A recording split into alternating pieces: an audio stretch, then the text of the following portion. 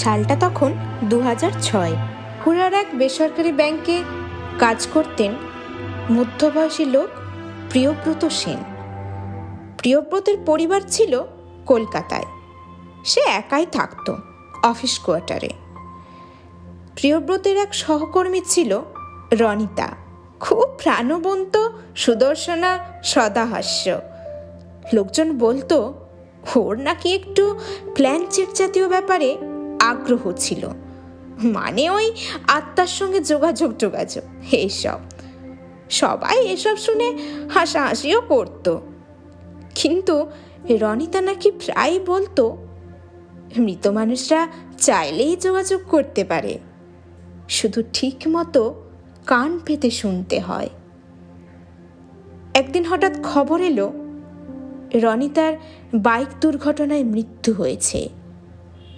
সবাই ভীষণ ভেঙে পড়ল, বিশেষ করে প্রিয়ব্রত। কারণ রনিতা যে ছিল প্রিয়ব্রতর সবচেয়ে কাছের বন্ধু, তাই সে তার মৃত্যু মেনে নিতে পারছিল না। তার মৃত্যুর ঠিক 1 সপ্তাহ পর একটা অদ্ভুত ঘটনা ঘটল। রাত তখন প্রায় 2টো হবে। প্রিয়ব্রতর ফোনটা হঠাৎ বেজে উঠল। ঘুম ভেঙে সে দেখে কলার আইডিতে লেখা রনিতা। সে প্রথমে ফোনটা ধরতে চায়নি, ভাবল কেউ হয়তো প্র্যাঙ্ক করছে। কিন্তু তারপর কৌতূহলবশত ফোনটা ধরেই ফেলল। ফোন ধরতেই কিছুক্ষণ পুরো নিঃশব্দ।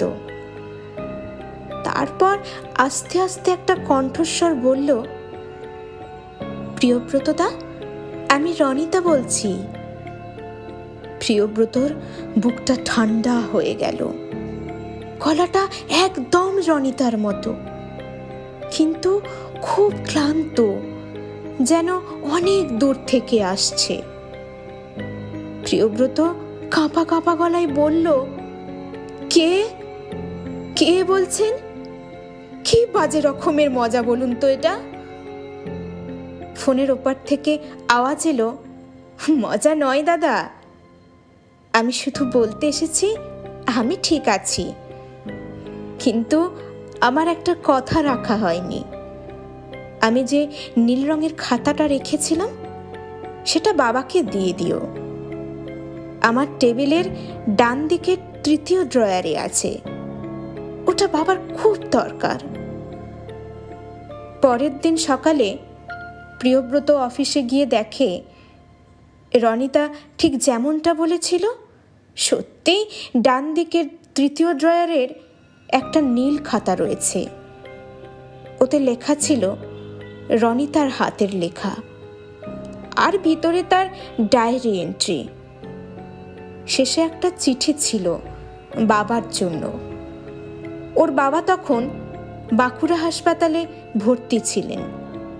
প্রিয়ব্রত ওর বাবাকে খাতাটা দিয়ে এলো। তিনি সেই চিঠি পড়ে কেঁদে ফেললেন। বললেন, এই চিঠিটা রনিতা লেখার কথা বলেছিল, কিন্তু সেটা আর দিতে পারেনি।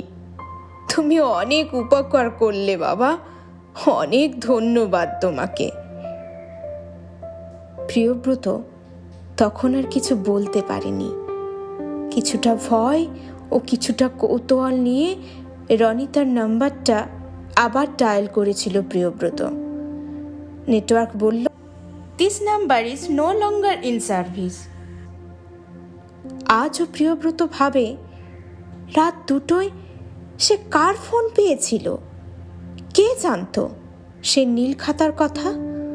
আর সবচেয়ে বড় কথা, মৃতেরা কি সত্যিই ফেরে? শুধু কথা বলতে, শেষ কথাটুকু বলার জন্য? প্রিয়ব্রত সত্যিই জানে না, শুধু জানে সেই রাতের পর আর কোনো ফোন আসেনি তার। কিন্তু আজও মাঝে মধ্যে ঘুম ভেঙে গেলে ফোন চেক করে, ফোনে রনিতার নামটা আবার ভেসে উঠেছে কিনা তা দেখার জন্য।